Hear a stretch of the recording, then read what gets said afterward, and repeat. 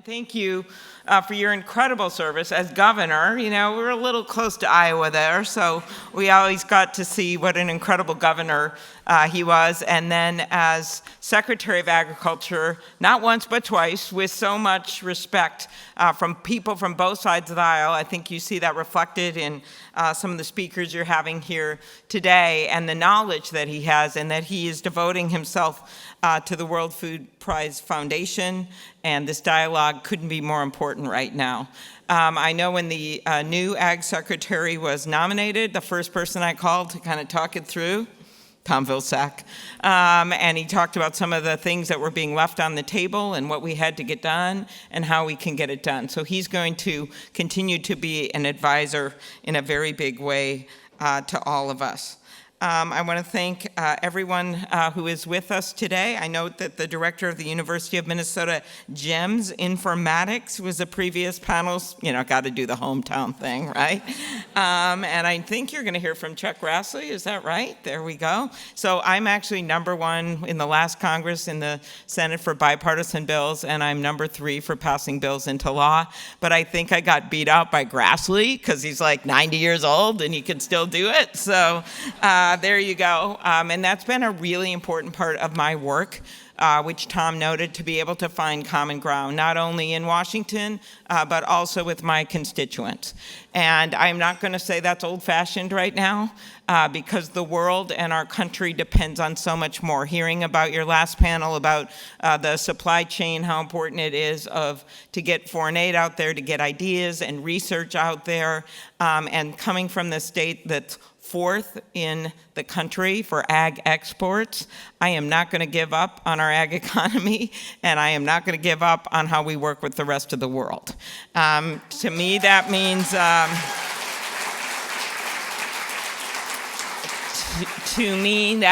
everything from continuing our work on conservation. I'm just going to give you little glimmers of hope here today, because I know there's a lot of bad. Oh, thank you, one person. I was just telling Tom that I have worked extensively on conservation issues on the Farm Bill with John Thune in the past, who is now the majority leader, who just reached out about one of our bills and reintroducing it, and who stayed on the Agriculture Committee. I also think about the issue of tariffs, like for Minnesotans, having America booed at Canadian hockey teams is like just a dagger in the heart, okay? Like, this has to stop.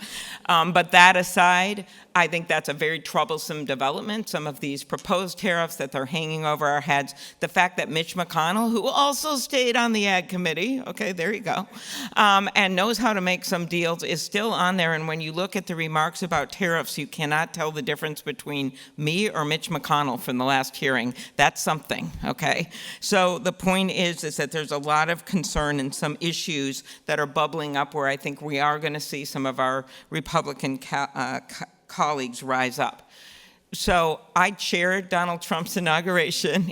I always do this like a AA meeting, okay? But I chaired Donald Trump's inauguration. That was a job I took on a year before we knew who won. And I was going to do it no matter who won. And that's how we do things in America. We have a set inauguration. It's the transfer of power.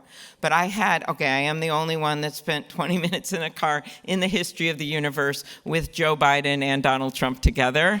That will be for the next time you invite me back. But I had 4 minutes to speak, and I knew it was important. It had to be dignified, but it was very important what I said, and I wanted it to really stand the test of time. And I said 3 things that I want you to remember. Number 1, our democracy is a hot mess. And we know that, but it is still the best form of government you can have, and it's on all of us and all of you to cherish it. I was looking at a way to quote Bob Dylan in my speech because I'm obsessed with the movie A Complete Unknown. And so I said that our democracy is truly a shelter from the storm. And we've got to remember that there's a huge storm out there right now, and we've got to find ways in this democracy that is, in my mind, under assault every day, to try to find a way to make it work, no matter if we differ with people's views or not. The second thing was that a presidential inauguration in the United States of America is not held in a gilded presidential palace like it is in some countries. It is held in the People's House. And that is because under the Constitution, we have 3 co-equal branches of government. And I will note that all 9 Supreme Court justices were at that inauguration, which was the first time in my memory that that has happened. There's usually 3 or 4. And they had even RSVP'd when it was supposed to be outside. So in my views, they didn't just come because it was inside. That's what I'm saying. In my views, that may be a show of force. They were all there, and they were they're going to be very involved in a lot of these cases, including USAID. They are completely different ideologically, but their job is to uphold the Constitution, and I believe some of this is a true stress test of our democracy. The third thing is that the power that was gathered in that rotunda today, from a freshman congressman to the President of the United States, did not come from inside that rotunda. It came from outside.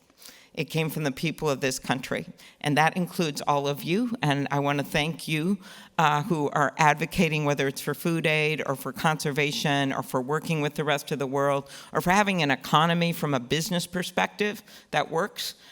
We need you out there more than ever to make those cases. We know, okay, thank you. We know that more than 2 billion people face food insecurity. That's about 1 in 4 people in the world. We know they face food insecurity in our own country.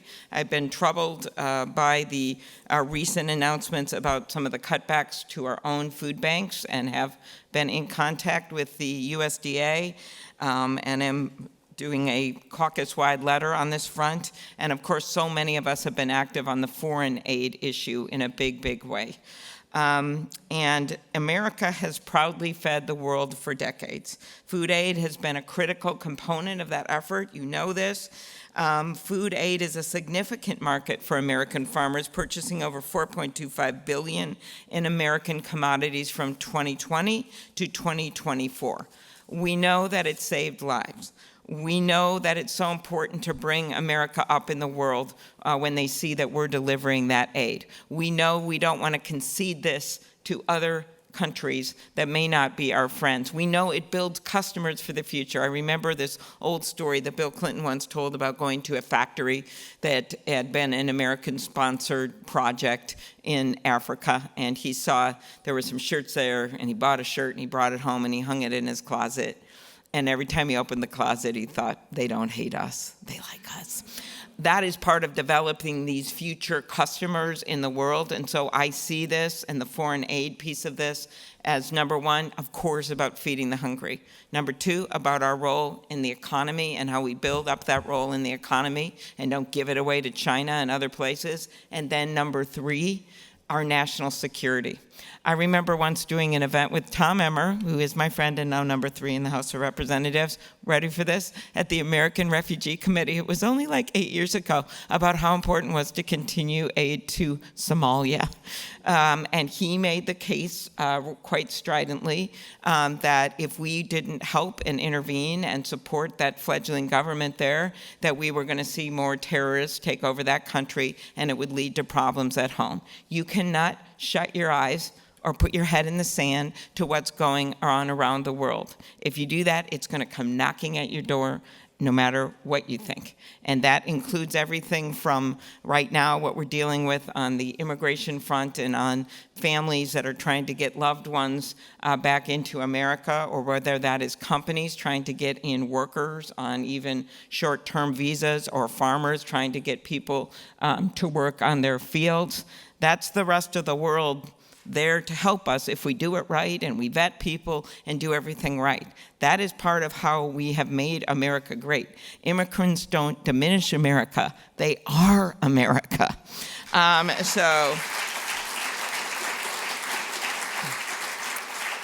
Anyway, we are working really hard on this USAID issue. I just did a roundtable with Congresswoman Omar in Minneapolis. I was called into it, and the stories of the people that had spent their lives taking tough assignments around the world who have now been fired or laid off, or aid that is sitting in terminals that wasn't distributed, was really quite heartbreaking as you hear their voices and you know exactly what is happening to them. And so there are too many people in Congress that have used words and names that's hard to dial back at this point. But that doesn't mean that there aren't some quiet voices on the Republican side. Quiet, that's not my favorite adjective right now, but that need to step up and explain those three pillars of helping people with America's leadership, making our economy stronger, which all of the companies here understand deeply, as well as, by the way, our farmers who produce a lot of that food that we buy. And that was a lot of what I heard in my recent 14-county tour, which included a number of town halls and 2 breweries. Homegrown barley, it's really good. And so what we heard there was just a concern about stopping the purchasing on that front at a time when they're in the headwinds of the tariffs and in the headwinds of not having a farm bill and in the headwinds of avian flu and the diseases and in the headwinds of higher costs. This is not the time to cut back the purchases. And then the third and final reason I laid out there was our own national security, which we appear to be conducting over text. Okay, one little, just one. It's not a partisan speech. This is not a partisan group, but it was a timely joke. I would just like to explain that for the day. That's all it was. Okay, so ag research. I come from a state where the women are strong, the men are good looking, and all the ag research is above average, and that includes huge work going on at the University of Minnesota. As you heard, work on avian flu. I just got some grants unstuck on that front that were about avian flu because Minnesota is #1 for turkeys. If you forget everything from my speech, you'll now remember that. #1 for turkeys.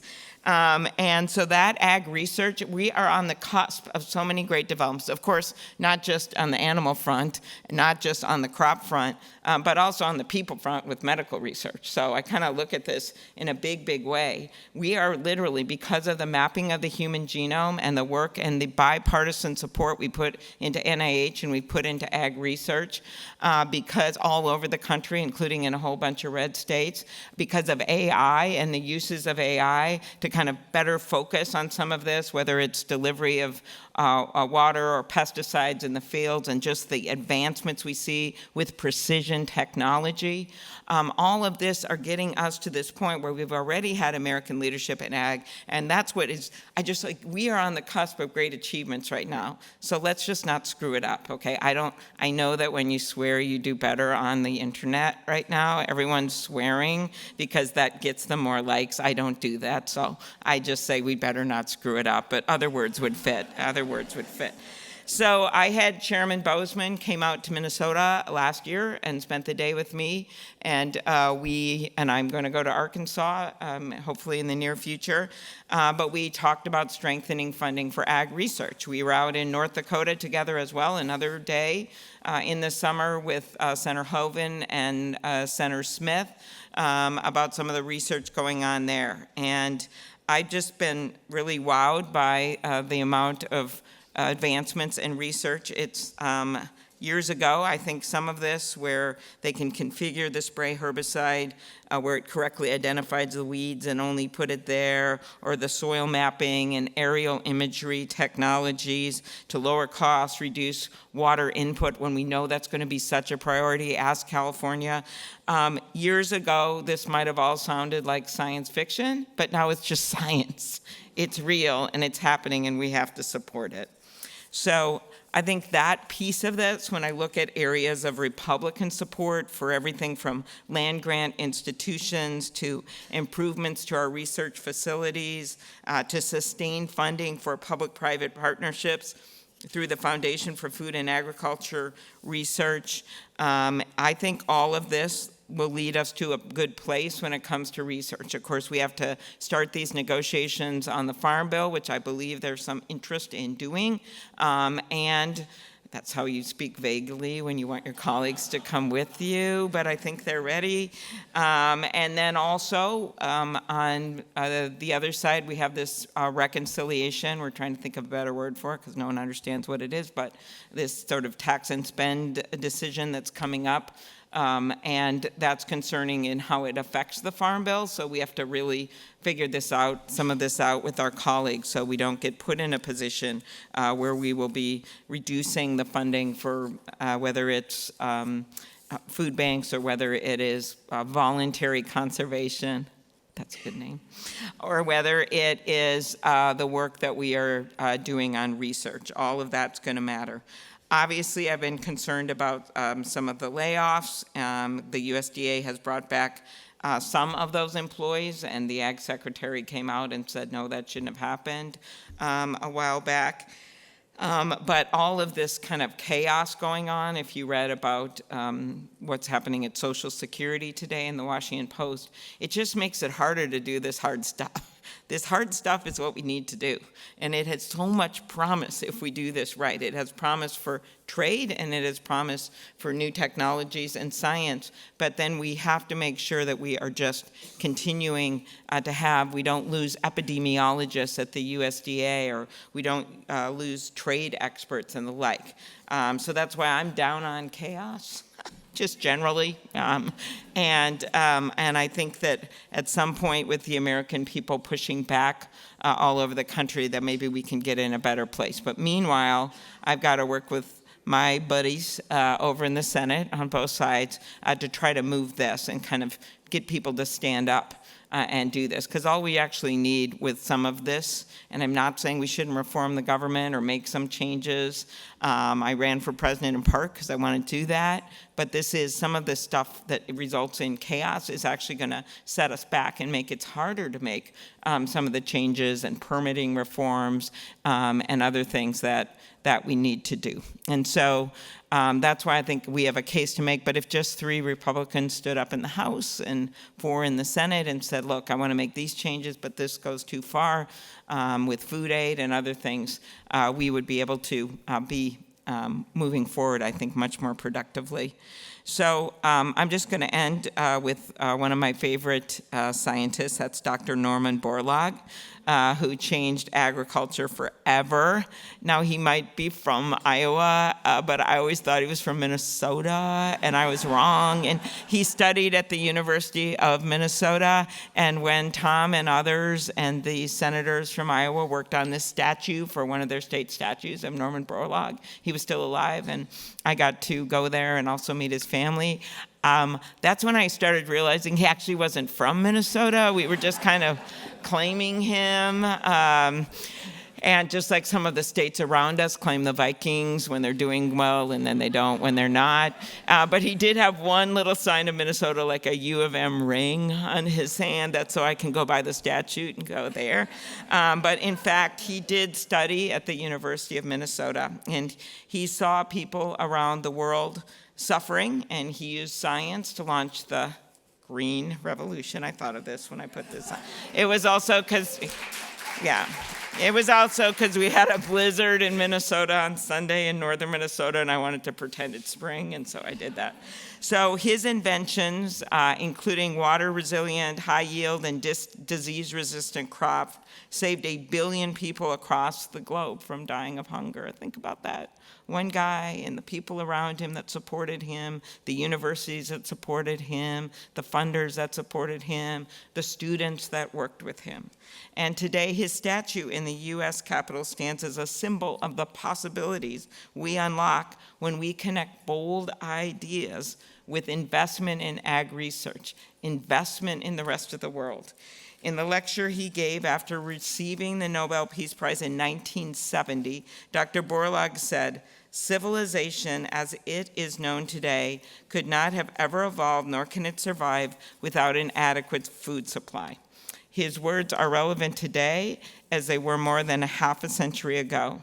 Ensuring this food supply is about our country, yes, and our leadership. It's about people that we maybe will never even meet, that we change their lives forever. We're truly their guardian angels in our country, giving them the wings to fly.